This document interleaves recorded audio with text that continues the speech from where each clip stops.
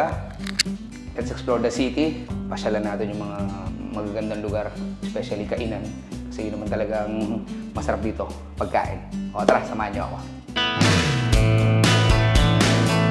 Dito sa Marias Village and Aqua Farm, kumpleto sila dito. Meron silang event place para sa wedding, para sa parties, anything, and even catering services. Kumpleto sila. At meron silang restaurant dito na napakasarap ng pagkain. Fresh yung mga seafoods at saka yung mga menu nila. Para sa isang Kapampangan, pasado sa akin yan.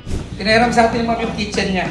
So, magluluto tayo ng favorite kong anak ko. Hindi, buttered ano to? Crab. Oh, wow!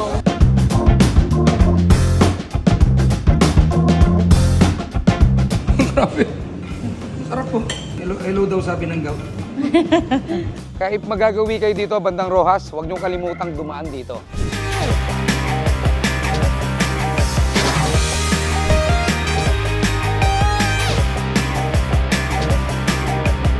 Mula rito sa napakagandang probinsya ng Capiz, bayan ng Rojas. Madamong gid, salamat sa mabuot naming client. Ibang klaseng pag-welcome sa amin. Sobrang nag-enjoy kami kasama sila. Ito ulit ang tito nyo na sobrang nag-enjoy sa seafood. Kaya sigurado, yari na naman ang gout natin ito.